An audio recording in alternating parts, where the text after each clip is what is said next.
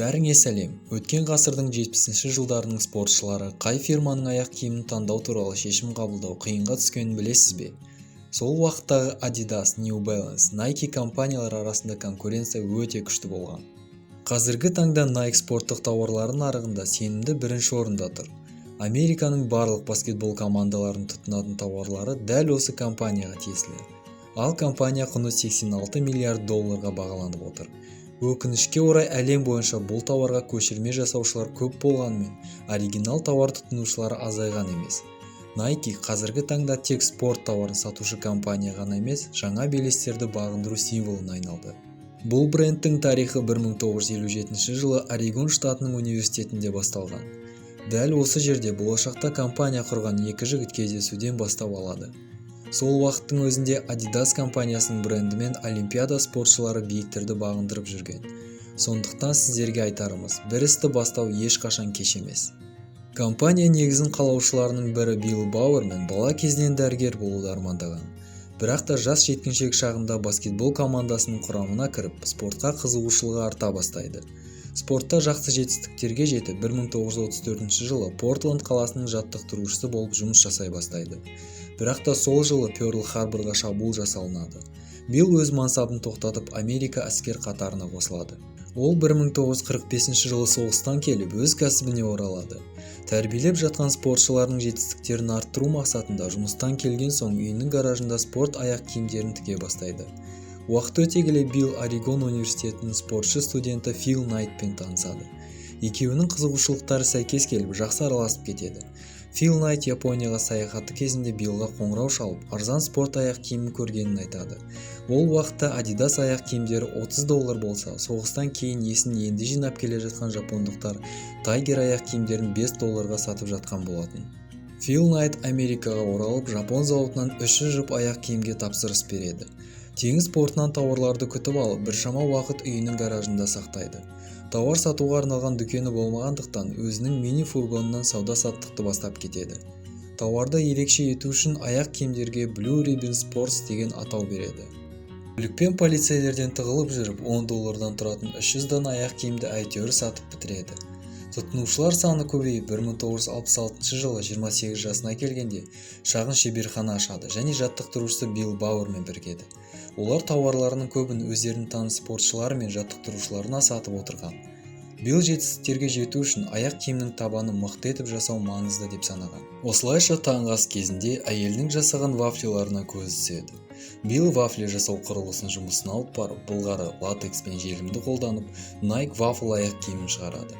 Бір жылдан соң компанияға жеңіл атлетика спортшысы Джефф Джонсон қосылады. Джеффті фургонға отырғызып, жарыс болып жатқан жерлерге барып тауар сатуды тапсырады. Компанияның атауын өзгертуді дәл осы Джефф ұсынған болады. Ол түсінде ақ киімді Ника есімді қызды көрген екен. Келесі күні жұмысқа келіп, көрген түсін айтып, компания атауын өзгертуді ұсынған. 1971 жылы Фил мен Билл компания логотипін өзгертуді ойластырып, Кэролайн Дэвидсонды шақырады. Бірнеше нұсқаларды қарап, қанат пен қозғалысты білдіретін символға тоқтауды жөн көреді. Жас кәсіпкерлер жапон тауарларын атын өзгертіп сатуды қойып, өздерінің фирмалық аяқ киімдерін тігуге тапсырыс бере бастайды. Алғашқы сәтті шыққан аяқ киімдерінің бірі Nike Cortez болды. Күн сайын кәсіптерде тұтынушылар санын да арта бастайды. Бірақ та жапондықтар Nike'дің Америка нарығын жаулай бастаған біліп, келісімшартты толығымен үзеді. Nike'ға кәсіптерін тоқтатып, жабылу қаупі төніп тұрды. Осылайша спортшылардың пікірлеріне сүйеніп, тәжірибелер жасап, өз аяқ киімдерін тігуді жөн санайды. Нәтижесінде 1972 жылы Nike Moon Shoes аяқ киімі пайда болады. 1976 жылы Олимпиада кезінде жеңіл атлетика спортшыларының жартысы Американың өзінде ешкім білмейтін Nike аяқ киімдерімен шығады. Ал кейіннен бұл аяқ киімдермен рекордтар орындалып, алтын медаль иегерлері пайда болады. Фил мен Билл армандарына жетті деуге болады. 1979 жылы авиация инженері Фрэнк Рудимен бірігіп, Air дәуірі басталады. 1980 жылы Канада мен ақш-та сатылымы ең жоғары тауарға айналып, Adidas'тан озып кетеді. 1986 жылы табаны жұмсартылған Air Max пен Air Trainer Shoes жарық көреді. 1985 жылы компания тарихындағы ең табысты келісімшартқа қол қойылды. Ол Американың Chicago Bulls командасының әлі ешкім білмейтін жас баскетболшысы Майкл Джордан болатын. Майкл Nike нарығын 180 градусқа өзгертті деуге болады. Жалпы алғанда Air Jordan аяқ киімінің 3 сериясы шығарылады, ал Just Do It лозунгы жас спортшыларға одан әрі мотивация бере бастайды. 91 жылы аты аңызға айналып, осы күнге дейін шығарылатын жүгіруге арналған Huarache моделі шығады. Бұл модельдің ерекшелігі жүгірген кезде табанды мықты етіп ұстап тұратындығы болған. 90 жылдың аяғында Орегон штатында орналасқан 7 ғимараттан тұратын Nike орталығы салынды. Ғимараттарға компаниямен жұмыс жасаған атақты спортшылар есімі берілді.